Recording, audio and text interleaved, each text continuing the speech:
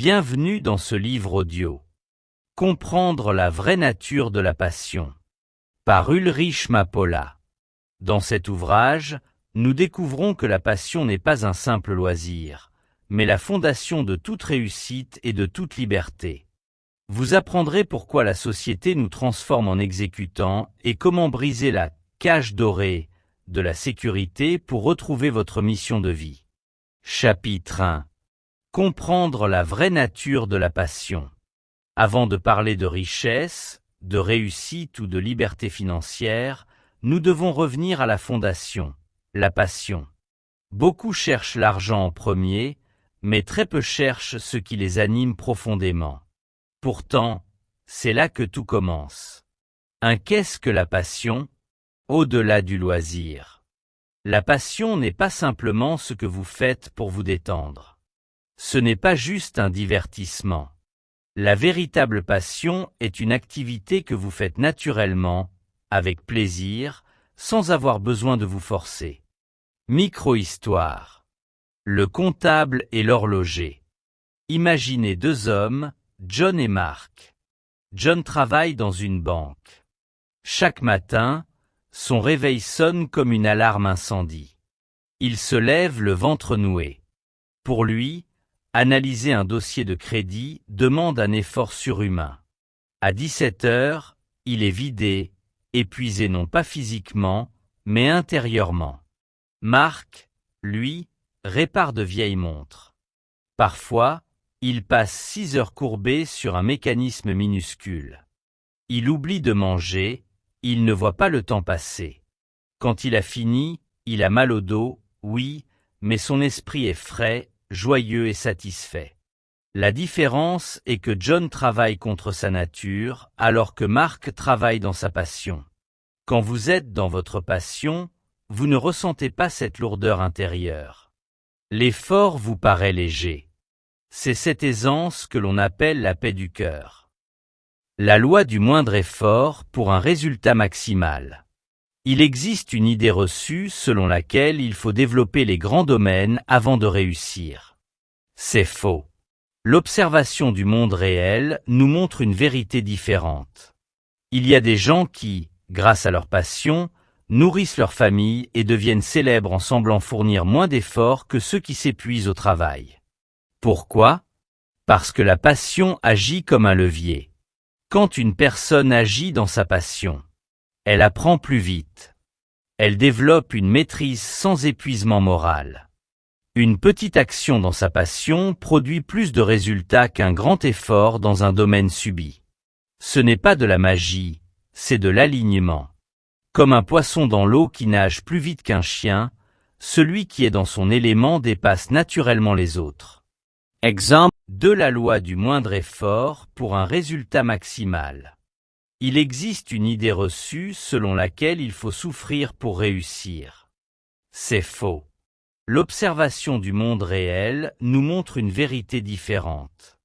Il y a des gens qui, grâce à leur passion, nourrissent leur famille et deviennent célèbres en semblant fournir moins d'efforts que ceux qui s'épuisent au travail. Pourquoi? Parce que la passion agit comme un levier.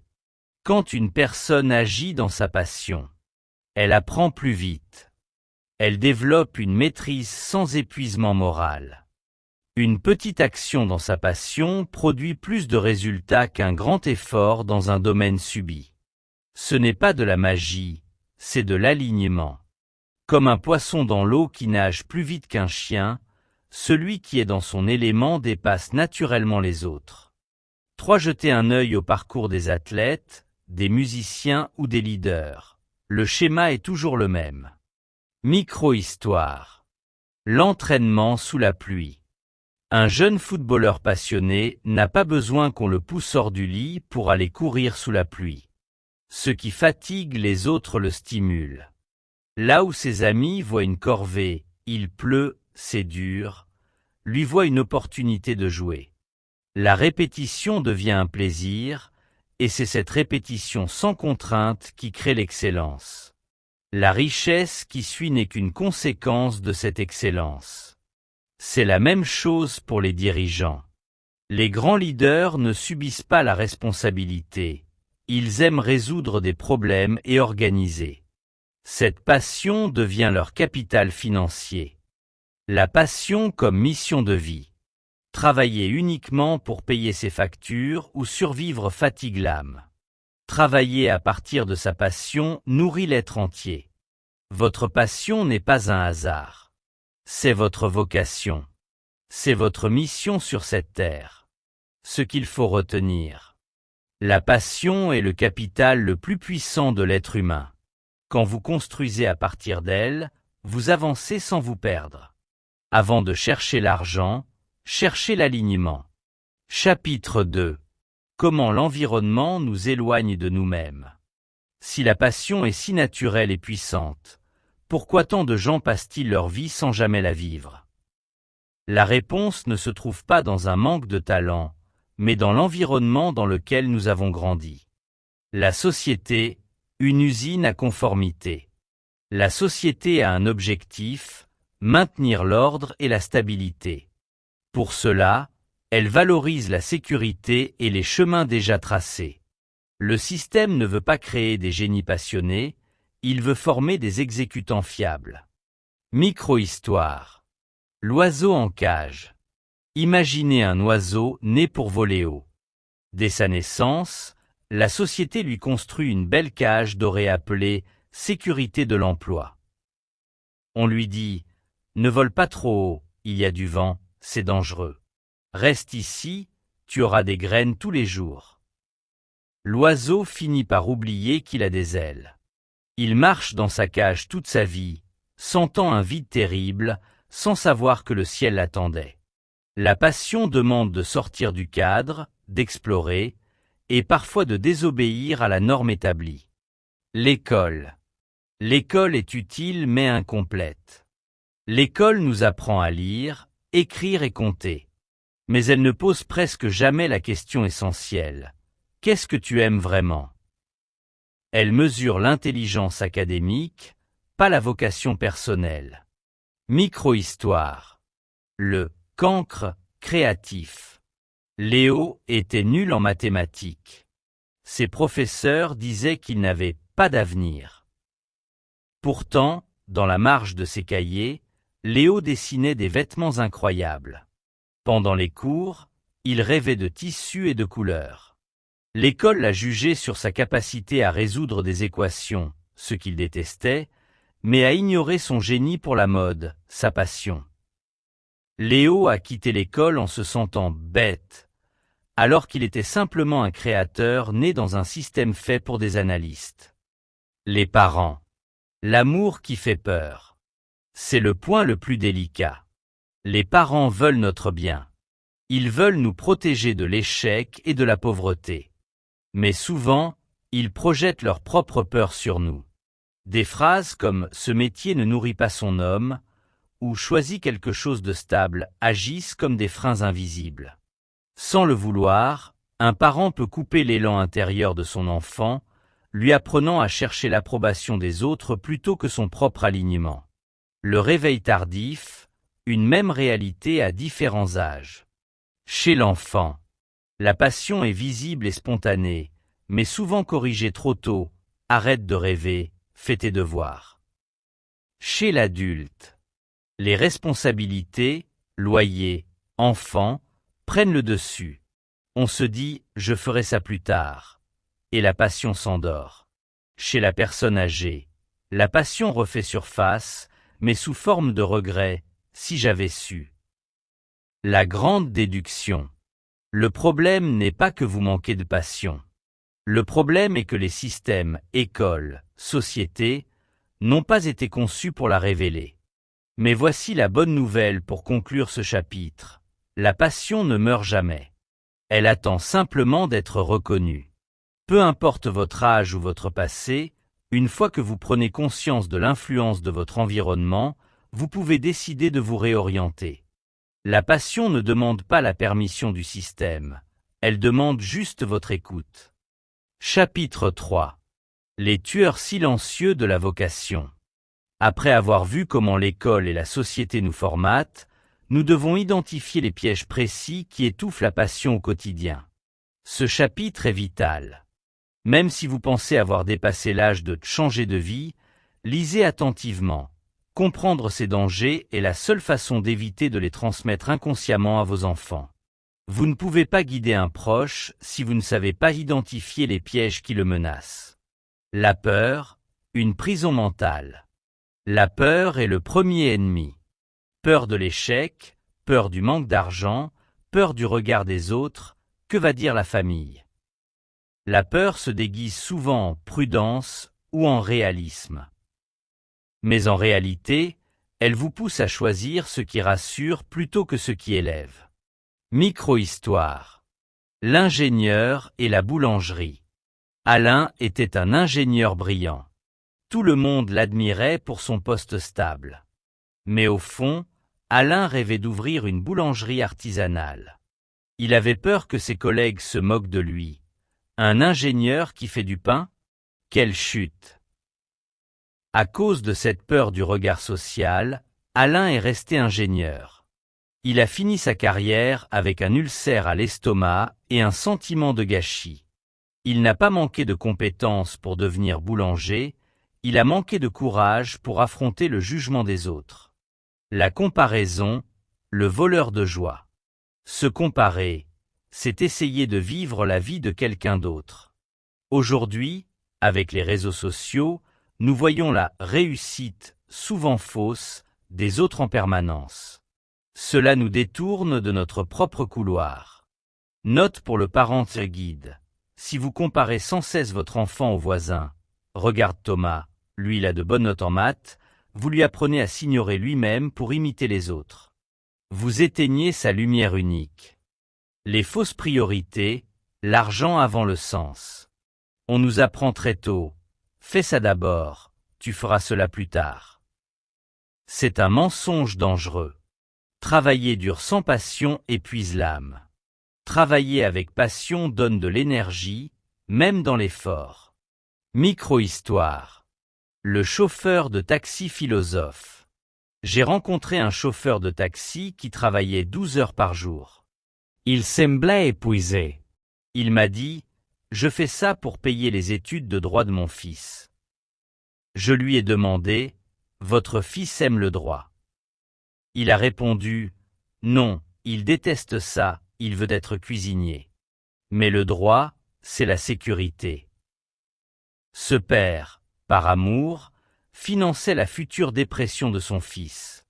Il lui transmettait la fausse priorité de la sécurité avant l'épanouissement. Le danger de remettre à plus tard, un jour. Je ferai ça quand j'aurai le temps, quand les enfants seront grands, quand la maison sera payée. La passion déteste l'attente. Elle a besoin d'être exprimée, même un tout petit peu, ici et maintenant. Remettre à plus tard est souvent une façon polie de renoncer. À retenir pour vous et les vôtres. Le monde est rempli de gens qui attendaient le bon moment et qui se sont réveillés à 80 ans avec des regrets. Si vous pensez qu'il est trop tard pour vous, ce qui est faux, mais admettons, ne laissez pas vos enfants tomber dans ce piège de l'attente. Poussez-les à explorer maintenant. Chapitre 4. Les signes qui ne trompent pas, le code secret. Beaucoup disent « je n'ai pas de passion ». C'est faux. La passion est là, mais elle parle un langage que vous avez oublié d'écouter. Ce chapitre est un manuel de détection. Utilisez-le pour vous-même, ou utilisez-le comme une grille de lecture pour observer vos enfants et détecter leur génie avant que l'école ne l'étouffe. Signe numéro 1, la distorsion du temps. C'est le signe le plus fiable. Quand vous êtes dans votre passion, vous perdez la notion du temps. Signe numéro 2, l'énergie inépuisable, la fatigue saine. La passion fatigue le corps, c'est normal, mais elle ne fatigue jamais l'esprit, l'âme. Micro-histoire, l'infirmière née. Julie rentre de l'hôpital après une garde de nuit. Elle a mal aux jambes, elle a couru partout. Mais ses yeux brillent. Elle raconte comment elle a rassuré un patient âgé. Physiquement, elle est KO. Mais intérieurement, elle est rechargée. À l'inverse, Son frère rentre du bureau après 8 heures assis sur une chaise. Il n'a fait aucun effort physique, mais il est vidé, irritable et déprimé. C'est la différence entre la bonne fatigue, passion, et l'épuisement toxique, contrainte. Signe numéro 3, l'obsession constructive. La passion vous suit même quand vous ne travaillez pas. Vous y pensez sous la douche, en conduisant, avant de dormir. Non pas parce que vous êtes stressé, mais parce que vous avez envie d'améliorer, de créer, de comprendre. Conseil pour les guides.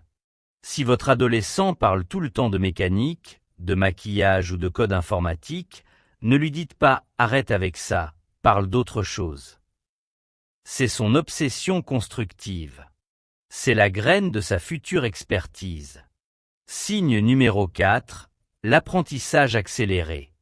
Dans votre zone de passion, vous apprenez vite. Ce qui prend 6 mois aux autres vous prend 3 semaines. Pourquoi ? Parce que votre cerveau a soif. Vous n'avez pas besoin de vous forcer à lire ou à vous former, vous absorbez l'information comme une éponge. Micro-histoire. Le vendeur de téléphone. Karim n'a jamais eu de diplôme en commerce. Mais il adore la technologie.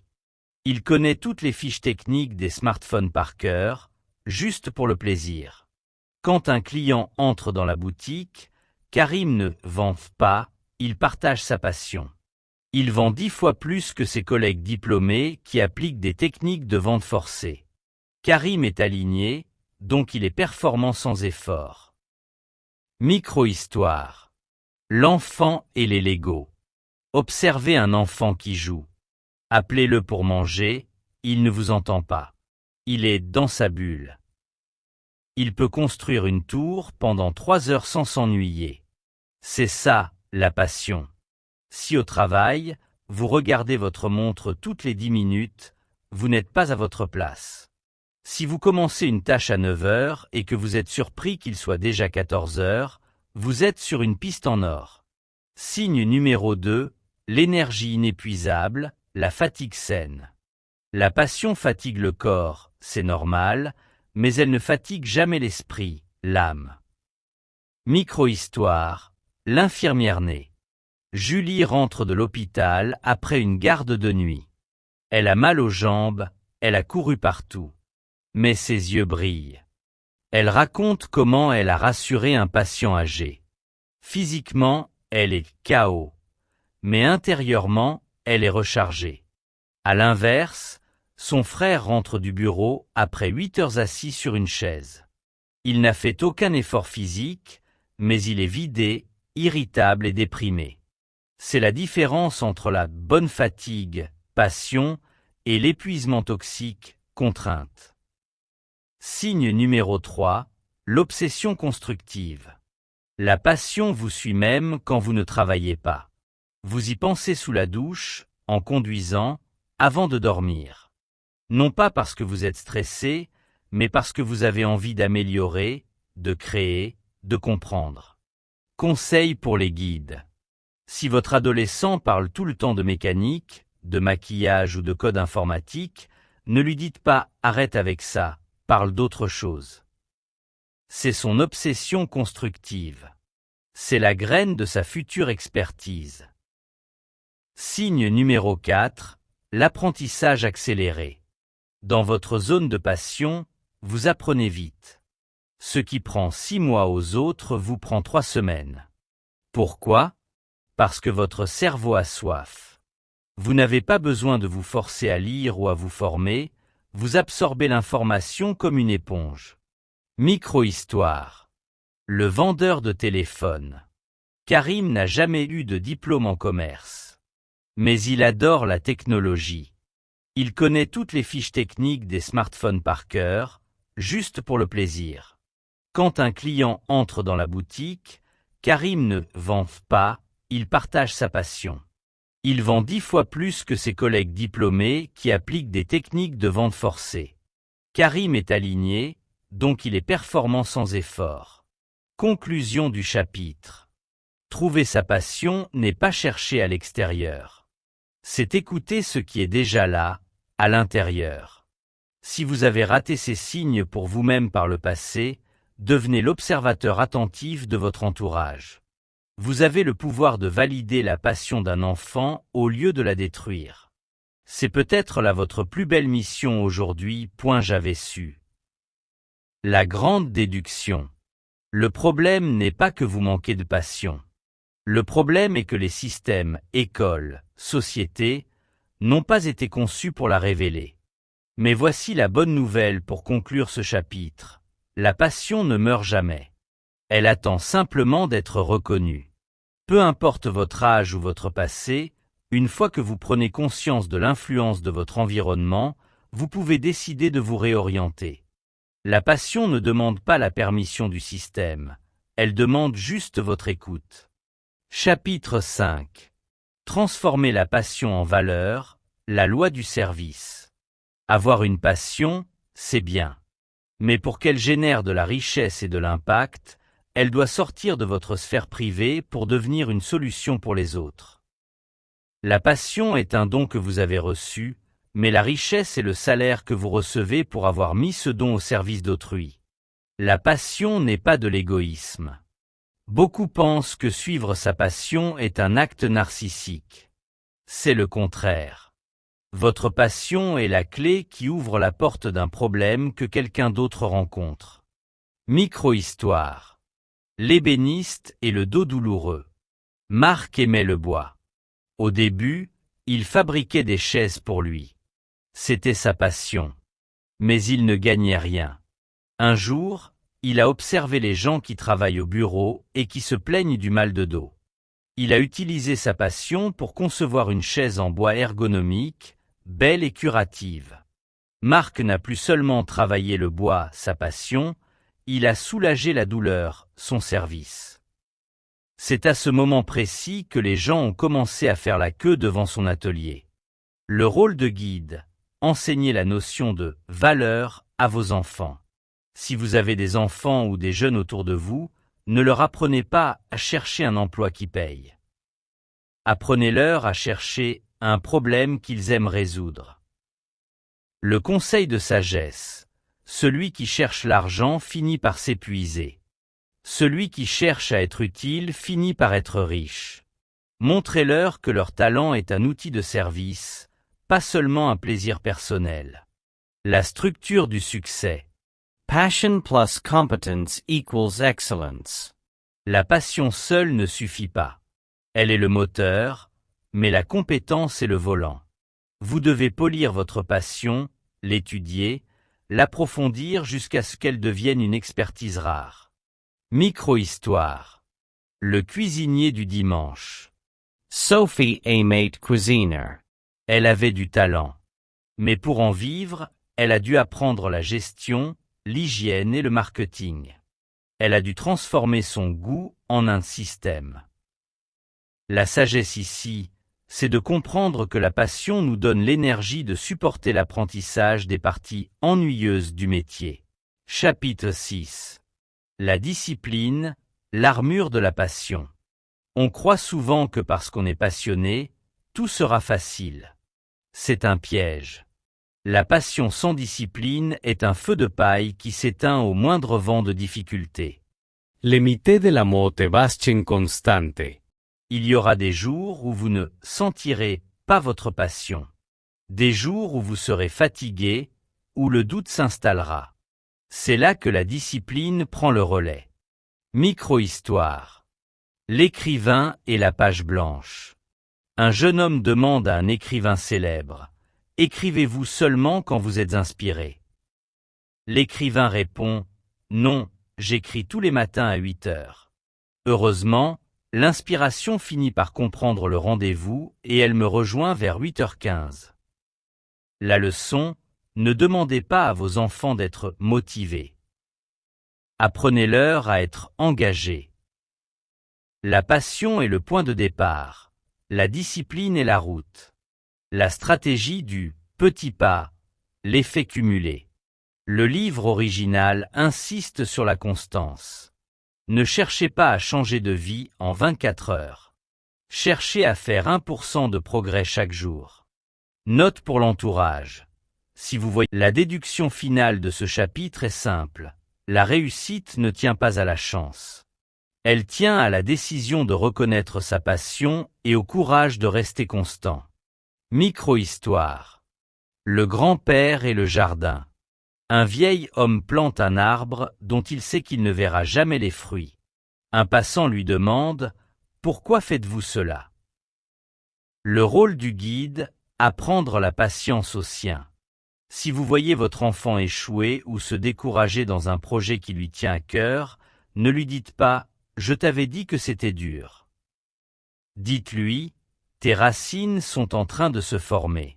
Chapitre 9. Le mentorat naturel, devenir un jardinier de talent. Une fois que vous avez compris ces principes, votre responsabilité change. Vous n'êtes plus seulement un chercheur de vocation, vous devenez un éveilleur. L'observation bienveillante. Votre entourage a des talents qu'il ne voit pas. Votre rôle est de pointer du doigt la lumière chez les autres. Micro-histoire. Le sculpteur et le bloc de marbre. On demandait à Michel-Ange comment il avait fait pour sculpter son magnifique David.